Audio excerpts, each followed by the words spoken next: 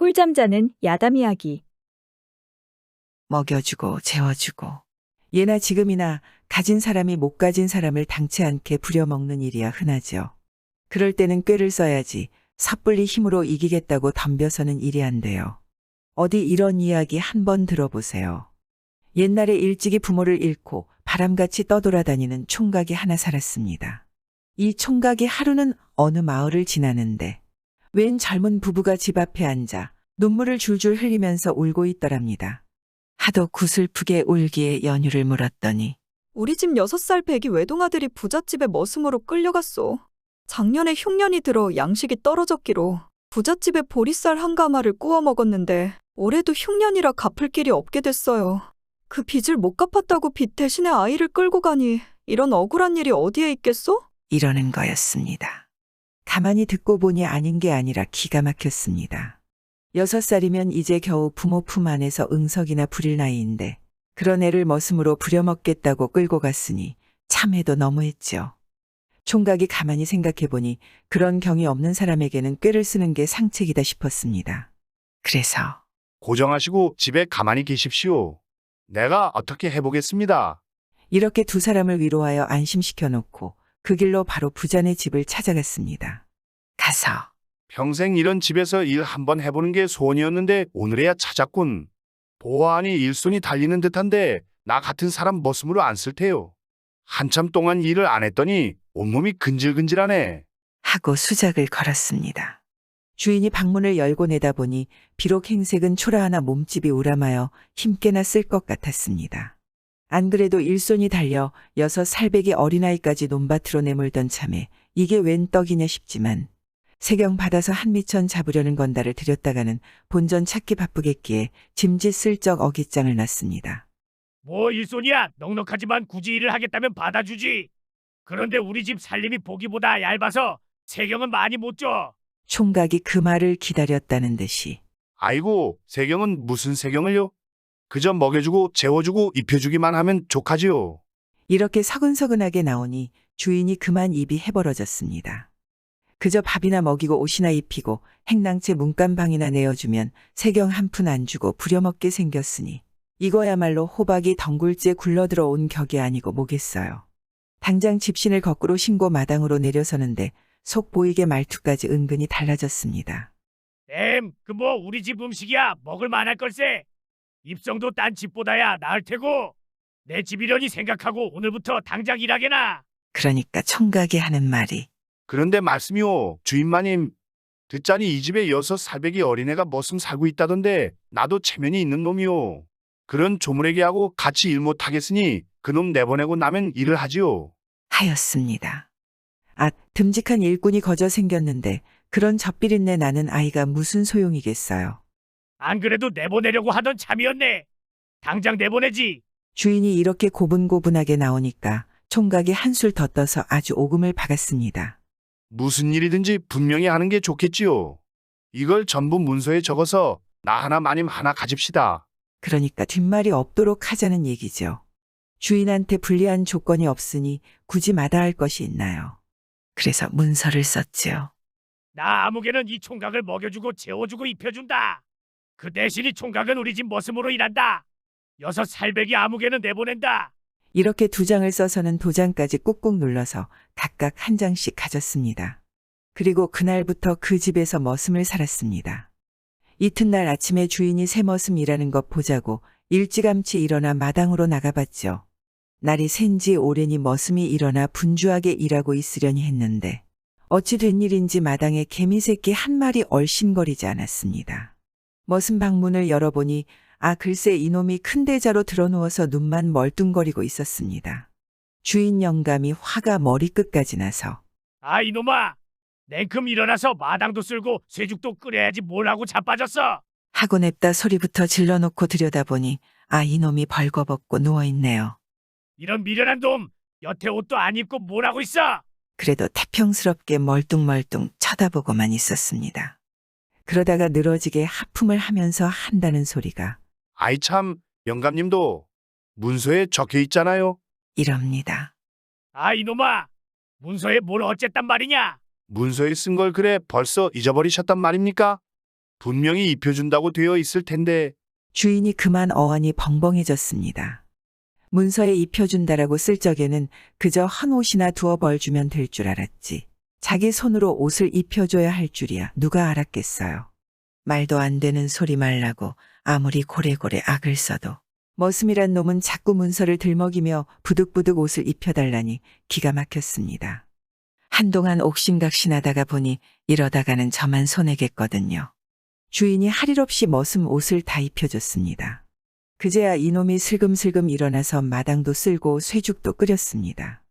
그런데 아침 밥상을 받고 나니 이건 더 가관이었습니다. 머슴 살러 왔다는 녀석이 밥은 안 먹고 멀뚱멀뚱 먼 산만 바라보고 앉아 있었습니다. 이 녀석 밥은 왜 또 안 먹어? 주인이 다그치니까 아이 참, 문서에 적혀 있잖아요. 이러고 입만 딱 벌리고 앉아 있었습니다. 문서에 뭘 어쨌다고? 먹여주고. 갈수록 태산이지 뭐예요. 문서에 먹여준다라고 쓸 적에는 그저 밥이나 굶기지 않으면 되려니 했지. 제 손으로 머슴 입에 밥술을 떠먹여줘야 할 줄이야 생각이나 했나요. 한동안 또 옥신각신하다가 주인이 할 수 없이 머슴 입에다 한 숟갈 두 숟갈 떠 넣어가며 밥을 먹여주었습니다. 하루 종일 그러고 있으면 주인만 손해일 테니까 말이에요. 이렇게 밥을 다 먹고 나서야 머슴이 슬금슬금 일하러 나가는데 점심때가 다가오니 주인 영감이 안절부절 못하였습니다. 또 숟갈로 밥을 떠먹여줘야 할 판이거든요. 그렇지만 안 먹여줬다가는 또 문서를 들먹이며 고집을 피울 것이 뻔하니 어떻게 해요. 하는 수 없이 한 술 두 술 밥을 먹여주고 그러다 보니 저녁이 되었습니다. 저녁밥도 먹여주고 나니까 이번에는 글쎄 잠을 안 자네요. 이놈아, 잠은 또 왜 안 자? 문서에 있잖아요. 문서에 뭘? 재워주고. 주인이 이제는 문서라는 말만 들어도 넌더리가 나고 등골이 서늘해졌습니다. 밥 먹여주고 옷 입혀주다 못해 이제는 저 커다란 덩치를 안고 자장자장 얼러줘야 할 판이니 식은땀 안 나게 되겠어요. 그것도 하루 이틀도 아니고 머슴 사는 동안에는 내내 그 짓을 해야 할 판이니 이거야 어디 해먹을 노릇인가요. 주인이 한참 동안 한숨만 푹푹 내쉬다가 그만 소리를 벼락같이 질렀습니다. 이놈아, 문서고 약속이고 다 귀찮다. 당장 내 집에서 나가. 총각은 주인이 바로 그렇게 나오기를 기다리고 있었으니 머뭇거릴 일이 있나요. 두 말 않고 싱글싱글 웃으며 그 집을 나왔습니다. 들리는 소문으로는 총각이 구해준 6살배기 아이가 나중에 총각을 수양형으로 삼아서 오래오래 잘 살았다 합니다. 오수나무. 세상에 유전하고 많고 많은 지명 가운데는 오수나무촌이라 하는 마을 이름도 있습니다. 이것은 이 마을이 생겨난 유래로부터 지어진 지명이 아니라 세상에 희귀한 오수나무가 생겨난 이야기로부터 유래한 지명이라 합니다. 옛날 한 곳에 무이무탁한 호래비 영감 한 분이 외롭게 살아갔는데 그한테 따른 식구가 있다면 그가 애지중지 살뜰히 키우는 개 한 마리 있을 뿐입니다. 하다 보니 그 개도 자기 주인의 그 마음을 알았던지 밤이고 낮이고 간에 어느 때나 어디서나 마치도 주인의 그림자처럼 그 곁을 떠날세라 주인을 따르며 살뜰히 돌보았더라. 가을 어느 날 영감은 이웃마을 친구집 제사 보러 갔습니다. 술에 촉촉한 노인인지라 그는 마음 놓고 마신 술에 만취하여 집으로 돌아오게 되었습니다. 돌아오는 길에 만취한 술이라 더 걸을 기력이 없어서 벌판길에 쓰러져 잠들고 말았습니다. 이때 어디서 일어난 야화였던지 바싹 마른 야초를 태우면서 맹렬한 불길이 불어오는 바람결에 사나운 불길을 일으키면서 노인이 누워 쉬고 있는 쪽으로 휘몰아오고 있었습니다. 주인을 지키며 그 곁에 앉아있던 개가 보아하니 사나운 불길이 무서운 기세로 닥쳐오고 있는지라 말을 못해도 막 안달이 날 지경이었습니다. 급한 개는 주인을 개우기 위해 이리 뛰고 저리 뛰며 주인의 머리맡에 와서 왕왕왕왕하고 지저대기도 하고 낑낑 비명을 지르면서 노인의 옷소매를 물고 끌어당기기도 하였으나 만취한 그 주인이 깨어날리 만무했습니다. 멀리 야와의 사나운 불길은 바람에 안겨 우지끈 와지끈 요란한 소리를 일으키면서 바로 이때 노인이 누워있는 자리 가까이로 불어오고 있었습니다. 노인의 귓가에서 잠을 깨우려고 울부짖던 개는 말 못하는 가운데도 생각이 돌았던지 상기된 붉은 눈으로 이리저리 살피더니만 마치 쏜 화살같이 벌판 불길을 해가르면서 곧추 뛰어갔습니다. 강가에 다다른 개는 물에 첨벙 뛰어들어 온몸을 물에 푹 적셔가지고 되뛰어 돌아가서 주인이 누운 자리에 마른 풀섭에 적신 몸으로 다시 뛰어와서 차례차례로 주인이 누운 자리에 마른 풀들을 적시곤 하였습니다. 야와의 불길은 계속 사납게 일고 몽몽한 연기는 온 들판과 하늘 공중을 뒤덮어 마른 풀을 적셨던지 헤아릴 길 없건만 그 사나운 불길은 노인의 신변에 와서야 수거들기 시작하였습니다. 살판치며 허덕이고 쏘다니던 개도 그제야 마음을 놓았던지 기진맥진 한 몸을 지탱할 수 없어 주인이 누운 자리 곁에 가서 콱 쓰러지자 다시는 일어나지 못하고 말았습니다. 이런 위급한 시각이 얼마나 계속되었던지 노인이 목이 타드는 심한 갈증을 참지 못해 깨어나 보니 이미 해는 서산에 지고 있었습니다. 자욱한 연기 속을 두리번 살펴볼라니 자기가 누워있던 자리에 둘이만 남기고 휘어난 온벌판은 온통제에 덮이고 말았는데 자기 곁에는 불에 그을 대로 그을은 소중한 자기의 개가 기진해 죽어 있었습니다. 노인은 그제야 자기가 취해 쓰러진 뒤에 복잡했던 험악한 사연이 꿈에서 깨기나 한 듯 환히 알려졌습니다. 그제야 그는 죽은 개의 그을은 온몸을 살뜰히 쓸어주면서 하염없이 쏟아지는 눈물을 참아낼 길 없어 흐느껴 울면서 예, 너는 미물의 짐승으로 나를 구하기 위해 이렇게 애쓰다 기진해 죽고 말았으니 나는 장차 누굴 믿고 살란 말이야. 고 사설해 가면서 울고 또 울었습니다. 노인은 개가 누운 자리를 손톱에서 피나도록 커비고 파헤치며 열 손가락에서 피가 철철 흐르도록 판 다음 그 구멍에다 개의 시체를 파묻었습니다. 그리고 개의 죽음을 두고두고 있지 않기 위해 자기 곁에서 떠날세라고 짚고 다니던 지팡이를 개의 무덤 앞에 팻말을 꽂아 뜻을 남기려 하였습니다. 세상에는 참 신기한 일도 많았더라. 하늘도 이 일을 무심하게 생각하지 않았던지 고목의 재봉춘이란 말 그대로 팻말로 꽂아놓은 마른 나무 지팡이에서 싹이 트게 하였으니 누가 이런 말을 받아들일까만 틀림없이 싹은 났으니 싹은 싹이었죠. 이 싹이 차츰 자라고 자라 무성하게 자라는데 꽃도 없고 열매도 없는 나무라 달이 가고 해가 바뀌는 풍상 속에서 쳐다보게 될 만한 큰 나무로 자라 여름이면 개의 무덤에 그늘을 지어주고 겨울이면 설한풍을 막아 보호해 주더라 합니다. 이로부터 세상 사람들은 개가 죽은 무덤의 팻말에서 싹이 난 자란 나무라 하여 개우자 나무수 자를 빌어 오수나무라 불렀고 이곳에 마을이 들어앉게 되니 오수촌이라 부르게 되었다 합니다. 율곡선생 이름의 유래. 조선의 율곡선생이라면 임진왜란 때 거북선을 만들어 왜적을 물리친 이순신 장군의 스승으로 이름 알려진 사람입니다. 그의 원명은 이였는데 율곡이라 이름한 데는 이런 전설적인 이야기가 전하여지고 있습니다. 옛날엔 갓장가른 신랑이 7월이면 처가집에 인사드리러 가는 습관이 있었습니다. 어려서 장가든 율곡은 초립을 쓰고 보행으로 처갓집을 가고 있었습니다. 반나절 가다 산 옆길에 접어들어섰는데 연기가 집동처럼 올라오고 있었습니다.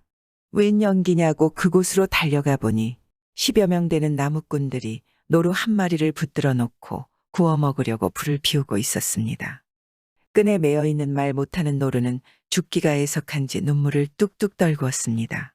어진 짐승이 죽어가는 것을 불쌍히 여긴 율곡은 나의 지긋한 분의 앞에 가서 말하였습니다.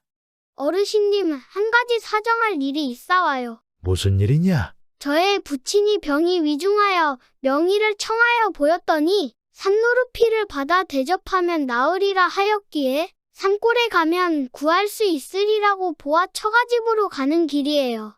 여러분들이 고기 한 점 잡숫기보다 저에게 팔아 부친병을 구하게 해주세요. 어린 초립동이 부모의 효성스러운 일이 기특하여 장로가 입을 열었습니다.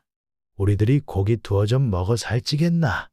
애비병 때문에 약 구하러 다닌다니 파는 게 좋겠네. 이 말에 안 된다고 하던 젊은 축들도 모두 순응하였습니다. 초립동이 노루값을 물으니 5냥을 내라고 하였습니다. 그때 돈으로 5냥이면 적은 돈이 아닙니다. 수중에 몇 푼밖에 간직하지 않았지만 한 푼도 깎지 않고 드리기로 하였습니다. 그런데요, 미안한 일이 있어요. 제가 급히 길을 떠나다 보니 5냥을 지고 오지 못했어요. 주소 성명만 알려주면 꼭 보내드리겠어요. 그렇게 해라. 나무꾼들의 동의를 얻게 된 율곡은 노루 있는 데로 가서 살이 쪘어야 하겠는데 하고 만져보는 체하며 장독칼로 끈을 끊어 놓으니 노루는 후다닥 뛰어나갔습니다. 젊은이들은 노루를 놓쳤다고 야단이었습니다. 때려주겠다는 사람, 일 시켜 먹자는 사람, 배상금을 받아야 한다는 사람, 각기 제 생각대로 떠들어댔습니다. 마지막에 약정한 대로 돈을 물기로 하고 겨우 놓여 나왔습니다. 처가집에 이른 율곡은 며칠 기분 좋게 보냈습니다. 돌아갈 날이 닥쳐오니 노루값을 마련하지 못한 일이 근심되어 밥도 먹지 않고 말도 하지 않고 수심에 잠겨 있었습니다. 처가집엔 장모가 제일이라고 안달 난 장모가 무슨 근심이 있느냐고 따져 물었습니다. 율곡은 올 때 사실경과를 쭉 들려주었습니다. 다 듣고 난 장모는 걱정 말라고 하고 영감과 의논하더니 사람을 띄워 돈 단량을 보내주었습니다. 집에 돌아온 율곡은 매일 유명한 사계 선생을 스승으로 모시고 학업에 열중하였습니다. 세월은 흘러 추운 겨울이 지나가고 따뜻한 봄이 돌아왔습니다. 만화방창 호시절이 왔건만 부모의 엄한 훈도에 밖에 나가 놀렴을 못하는 율곡은 여느 때와 같이 서재에서 글을 읽고 있는데 웬 총각이 들어오며 저를 넓적하였습니다. 아니 이거 웬일이요? 초면부지인데. 예, 새 서방님께서 모르실 겁니다. 제가 바로 나무꾼들에게 붙들렸던 노루입니다. 아니 노루가 사람 되는 법도 있나? 하고 율곡은 놀라 뒷걸음질 쳤습니다. 그런 게 아닙니다. 저는 동해바다 용왕의 셋째 아들로 죽을 죄를 지어댔습니다. 용왕은 제 자식을 차마 죽일 수 없어 그 벌로 노루형을 씌워 10년간 인간 세상에 내보내면서 살면 돌아오라고 하였습니다. 그럭저럭 무사히 지내다가 이제 몇 달 지나면 다시 용궁에 들어갈 판인데 공교롭게도 나무꾼들에게 걸려 죽음이 눈앞에 떨어질 때에 어디신 새 서방님이 날 구해주어 용궁으로 돌아갔습니다. 헌데 왜 또 찾아왔나? 예, 그런 일이 있습니다. 제가 구사일생으로 살아오게 된 이야기를 용왕님께 말씀드리니 용왕님이 하는 말이 새 서방님이 우리 부자 상봉하게 한 은인이로다. 어서 나가 그분을 모셔오너라. 하고 분부하여 이렇게 찾아왔습니다. 율곡이 듣고 보니 기쁘기는 하나 물속으로 들어간다는 게 겁났습니다. 더구나 부모가 멀리 나가지 말라고 한 말도 있거늘 어찌 위험한 걸음을 하려 하고 못 가겠다고 하였습니다.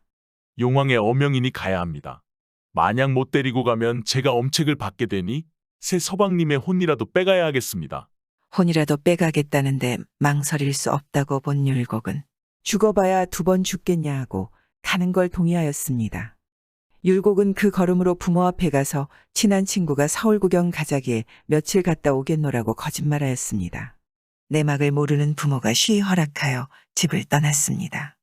율곡은 시키는 대로 용왕의 아들 등에 업히니 눈깜박할 사이에 무연한 바닷가에 이르렀습니다. 물에 들어간다니 겁이 더럭 났습니다. 그러나 눈을 꼭 감으면 무섭지 않다는 말을 듣고 등에 꼭 업히니 용왕 아들이 물을 해가르고 들어가는 소리가 들릴 뿐이었습니다. 한참 있을라니 용궁에 이르렀다고 알렸습니다. 눈을 뜨고 보니 과연 금은보화로 장식된 대궐문 앞에 당도하였습니다. 용왕 아들은 율곡을 내려놓고 하는 말이 부왕의 명이 있어야 들어간다면서 문어기에서 기다리라고 하였습니다. 조금 있으니 입시령이 내렸으니 들어가자고 하였습니다. 12대문 열고 들어가니 용왕이 앉아있고 문무백관이 2줄로 늘어서 있습니다. 율곡이 용왕 앞에 가 절을 올리니 용왕이 하는 말이 신이 조선에 사는 구수리로구나. 아들의 말을 들으매 신은 우리 집 분인이니 내 마땅히 찾아가 봐야 옳지만 제 신이 이러하다 보니 불러드렸네. 연염 사람으로 용궁에 오기는 드문 일일세. 내 끝에 아들과 동침동식하며 용궁을 구경하고 돌아갈지어다. 율곡은 용왕에게 감사를 드리고 물러나와 10여일 묵으면서 용궁을 다 구경하였습니다. 이제는 돌아갈 날도 며칠 안 남았는데 말 타면 견마군이 생각난다고 이왕지사 용궁을 본 이상 천상까지 보고파 자기 의향을 용왕에게 전하였습니다. 용왕이 쾌히 승낙하고 상제에게 글을 써서 사신을 띄우니 천상에서 동이 2개가 내려왔습니다. 용왕 아들과 하나씩 잡아타고 하늘에 올라가 천상을 구경하고 내려오는데 강아지같이 생긴 수많은 짐승들이 폐쪽을 달고 성간으로 내려갔습니다. 무슨 폐쪽을 달았나 하고 맨 마지막 걸 보니 자기 주소와 성명이 적혀 있었습니다. 이상스럽게 여긴 율곡은 용궁에 내려와 용왕에게 천상에서 본 이야기를 하였습니다. 이 말을 듣던 용왕은 낯세게 흐려지며 하는 말이 하하, 이거 큰일 났구나. 그 개가 인간 세상으로 내려갔으니 신을 잡아가게 되었네. 그럼 어떻게 합니까? 내가 묵인할 수 없게 되었네. 하고 말하던 용왕은 신하를 불러 무어라 하더니 밤 한 말 약 3봉지를 가져왔습니다. 신이 이 밤을 갖다 울타리에 심을지어다. 당의 열매 맺으니 따먹게. 그리고 이 약은 생사관두에 먹도록 하라. 용왕 말씀 명기하고 신은 물러가나이다. 집에 돌아온 율곡은 부모와 처자 앞에서 용궁과 천상에 갔다 온 이야기를 하고 밤 이야기까지 낱낱이 말하였습니다. 집에서 이내 밤나무를 집 주위에 심었습니다.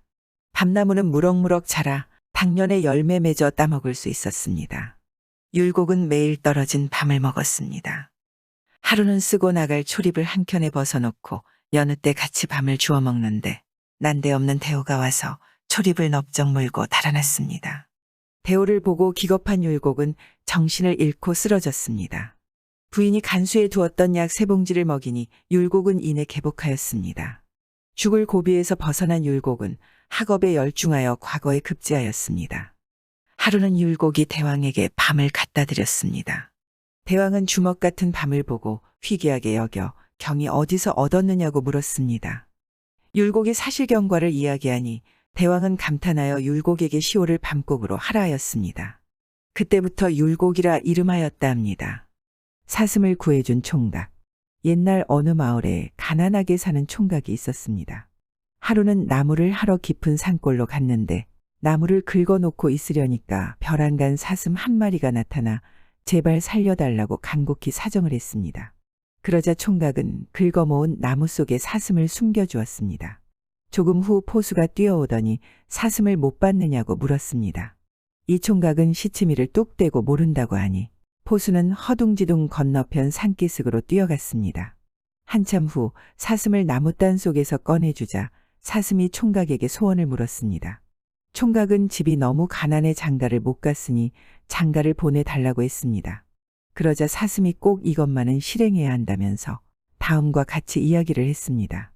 이 산 너머 연못가에는 저녁이면 선녀들이 내려와 목욕을 하니 그곳에 숨어 있다가 그중 하나만 옷을 감추면 한 선녀는 하늘에 올라가지 못할 것입니다.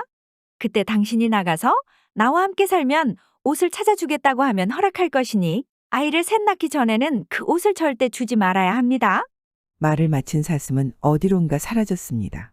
과연 이튿날 저녁에 연못가에 숨어 있으니 선녀들이 내려와 목욕을 시작했습니다. 그러는 사이 나무꾼은 몰래 한 선녀의 옷을 숨겼습니다. 한참 후에 다른 선녀들은 모두 하늘로 올라가는데 한 선녀만이 남아 울고 있었습니다. 나무꾼은 그 선녀에게 다가가 왜 우느냐고 물었더니 옷을 잃었다고 했습니다. 나무꾼은 사슴이 시킨 대로 자기가 옷을 찾아줄 테니 함께 살자고 했습니다. 두 사람이 집에 와보니 오막살이는 간 곳이 없고 커다란 기와집이 우뚝 서 있었습니다. 수년이 흘러 나무꾼과 선녀는 아이를 둘이나 낳았습니다. 하루는 선녀가 이제는 아이가 둘이나 생겼으니 옷을 주십시오. 하고 조르기 시작했습니다. 하도 졸라대니 나무꾼이 더 견디지 못하고 옷을 내주었더니 선녀는 어린아이들을 양손에 안고 하늘나라로 올라가 버렸습니다. 그랬더니 집도 금방 초가집인 오막살이로 변해버려서 하는 수 없이 다시 나무를 하러 산으로 갔습니다. 울면서 나무를 하고 있노라니 사슴이 나타났습니다. 사슴이 왜 우느냐고 묻더니 이번엔 그 연못에 가면 선녀들이 물을 두레박으로 퍼 올릴 테니 그때 얼른 물을 쏟고 그 속에 들어 앉으면 하늘나라에 갈 수 있습니다. 하고 가르쳐 주었습니다.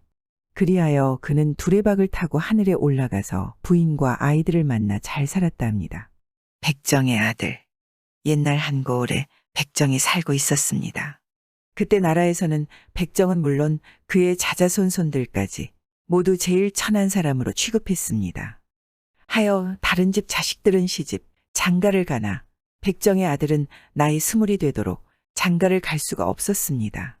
이때 이웃 고을에 살고 있는 윤대감의 집에는 관연한 딸이 있었지만 역시 출가를 시키지 못해 벌써 수년을 하루와 같이 걱정하고 있었습니다. 대감 부부는 늙도록 일점 혈육이 없다가 하늘에 백일치성을 드린 후에 태기가 있어 10달 만에 딸을 보았는데 대가리와 바른 심통이도 돼지 모양이었습니다. 그래서 소문이 문 밖에 나갈세라 후원에다 별당을 짓고 그곳에 가둬놓고 크면 차차 변하겠거니 하고 하루 이틀 1년 2년을 지나는 사이에 20세가 되도록 그 모양 그 꼴이라 발 없는 말이 하루에도 천리를 간다고 한입 건너 두입지나 인근 동네까지 소문이 자자하게 되었습니다. 그래서 대감 부부는 동서남북으로 수소문해서 사윗감을 골랐으나 말만 듣고 꼬리를 빼는가 하면 간혹 대감님의 재산이 욕심이 나서 찾아왔던 총각들도 색시를 한 번 보고는 즐겁해서 도망치는 바람에 부모의 속은 타고 나서 제가 되었습니다. 그래서 관연한 처녀를 그대로 늙힐 수는 없어 제일 천하다고 소문이 난 백정의 아들에게 딸을 주겠노라고 자청해 나섰습니다. 백정 역시 아들을 호라비로 늙히고 싶지 않던 차라 아들을 불러놓고 한숨을 쉬며 전후 사실을 이야기했습니다. 이리하여 백정의 아들은 부모의 마음이나마 덜어주고 싶은 마음에서 나를 택해가지고 윤대감네 집을 찾아갔습니다. 듣던 말 그대로 처녀는 사람의 옷을 입었으나 돼지대가리의 돼지발이어서 보기만 해도 소름이 끼쳤습니다. 백정의 아들이 가만히 생각하기를 우리 아버지가 백정이라고 해서 나까지 이런 여자와 배필을 맺게 되는가? 하고 한탄하다가 이것도 팔자인가? 아니면 연분인가? 하고 중얼거리며 지루한 하루해를 보내고 밤이 되자 신부방으로 터벅터벅 걸어갔습니다. 그날인즉 보름날이라 달이 휘영청 밝은데 달빛은 후원 별당을 어루만지더니 창문을 뚫고 들어와 빈베개만 비춰주니 백정아들의 생각은 밑빠진 바다같이 깊어만 갔습니다. 일생에 배필이란 여자가 돼지대가리에 돼지발 쪽을 가졌으니 내가 백정의 아들이라고 잡아서 고기라도 팔아 돈이라도 모으라는 겐가? 이 생각 저 생각하느라니 잠은 오지 않고 눈은 점점 말똥말똥해서 탄식하며 각시를 보느라니 눈물이 글썽글썽해서 고개를 숙이고 앉아 있는 것이 미물의 짐승이 남아 측은한 생각이 들었습니다. 여보, 양부모가 정해준 혼인이니 좋아도 내 아내요. 못나도 내 아내니 우리 함께 삽시다. 이것이 하늘이 준 연분이 아니겠소. 그러니 세각시의 더운 눈물이 백정의 아들의 손등을 한뿍 적시었습니다.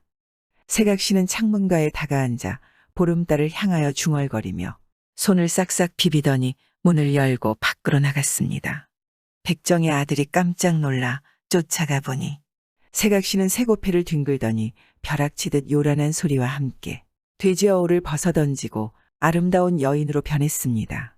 백정의 아들이 하도 놀랍고 신기해서 어쩔 바를 모르는데 처녀는 돼지 어물을 들고 와서 옆에 놓고는 저는 옥황상제의 셋째 딸로서 인간에 대한 감정이 너무 깊다고 죄를 받아 인간에 내려와 돼지로 태어나서 굴욕을 받다가 보름날 백정의 아들과 인연을 맺어야만 비로소 인간으로 될 수 있는데 오늘 천행으로 귀한님을 만나 허물을 벗게 되었으니 버리시지 않는다면 소첩이 평생을 받들어 모실까 하옵니다.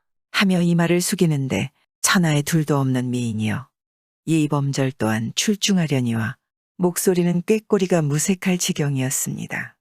그날 밤 윤대감은 일이 어떻게 되나 하고 들랑날랑하며 뜬 눈으로 장밤을 새우고 날이 밝자 하인을 불러 신부방에 가보라고 했습니다. 하녀가 발끝으로 별당 창문턱에 다가가서 새치 혀끝으로 창호지를 구멍내고 한눈으로 들여다보니 분명 고른 둘인데 난생 처음 보는 미녀라 다시 눈여겨보니 옆에는 돼지 허물이 덩그러니 놓여 있었습니다. 대감님, 아래 어깨 황송하오나 고른 둘이온데 난생 처음 보는 미녀가 있고 옆에는 돼지 껍데기만 남아있는 줄로 아래옵니다. 윤대감이 그 소리를 듣더니 하늘이 무너지듯 가슴이 철렁 내려앉았습니다. 그도 그럴 것이 대감의 생각에 제 핏줄을 받아물고 태어났다고 해서 버리지를 못하고 키워서 백정의 아들에게다 짝을 지어주었더니 19은 백정의 아들이 잡아먹고 껍데기만 남긴 것이라고 여겼던 것입니다. 그래서 마누라를 불러 다시 가보게 한 후 안절부절 못하고 돌아쳤습니다. 대감의 마누라가 들어가 보니 이게 웬일인가. 글쎄 알몸뚱이인 딸이 반겨 맞으며 어머님, 빨리 내 옷 갖다 주세요. 옷 갈아입고 부모님께 인사하겠어요. 하며 어리광을 부리는지라 하도 기쁜 김에 엎어지며 무릎을 다쳤건만 아프다는 말 한마디 없이 달려와서 가쁜 숨을 몰아쉬며 영감님, 어서 위관을 갖춰 쓰고 딸과 사위 철받을 차비나 하시오. 하며 부산을 떨었습니다. 그래도 윤대감은 어느 장단에 맞춰 춤을 춰야 할지 몰라서 멍에 서 있었습니다. 딸과 사위의 절을 받고 딸의 이야기를 듣고 난 윤대감은 그제야 무릎을 툭 치며 하는 말이 허허허 그러게 이성지압은 만복지원이라고 혼사장에 있다시피 원앙지압은 전생에 막지 못한다는 옛말이 조금도 틀림없느니라. 하며 딸과 사위를 하루 이틀 데리고 놀다 보니 어언 반년 만에야 사돈네 집으로 보냈습니다. 이때 백정네 집에서는 아들을 보낸 후에 하루를 삼추같이 눈뿌리가 빠지게 앞산 오솔길을 바라보며 기다렸으나 종무 소식인지라 백정이 매일 술상을 앞에 놓고 탄식하며 하는 말이 내가 하도 가난해서 백정지를 한 탓에 결국엔 돼지 며느리가 차례져 이 녀석이 안 오는 걸 보니 아무래도 잡아먹고 오는 모양이지. 하고 푸념하는데 난데없이 신랑 신부 도착했다는 기별이 전해왔습니다. 백정이 버선발로 마루에 나서서 가만히 바라보았습니다. 가마에서 사뿐 내려 절하는 며느리를 보자 어찌나 기쁘고 반갑던지 절 받을 생각은 안 하고 저도 모르게 야, 난 윤대감님의 딸이 돼지 혼을 타고난 돼지라기에 백정이란 천한 일을 했다고 후회했는데 이젠 죽을 때까지 백정지를 해야겠다. 하며 며느리의 팔을 잡고 덩실덩실 춤을 추며 어디 부서나 며느라기 이게 꿈인가 생시인가. 고했습니다. 아버님, 사람이란 만물의 영장인데 없다고 업신보지 말고 천하다고 깔보지 말아야지요. 북이란 있다가도 없는 법이요. 없다가도 있는 법이지요. 이 세상에 백정이 없다면 잔치, 환갑상은 물론이요. 재상에 육부치는 뭘로 놓으며 임금님이 잡수시는 육부치는 누가 잡아서 올리겠나이까. 그러니 이 세상에 백정의 일이 제 일인 줄로 아뢰나이다. 며느리의 말에 마음이 후련해진 백정은 그렇고 말고 그렇고 말고 하고 연신 되뇌였습니다. 그 후 그들은 화목한 가정의 웃음을 꽃피우며 남부럽지 않게 살았다 합니다. 구독과 좋아요, 알람 설정 부탁드리옵니다.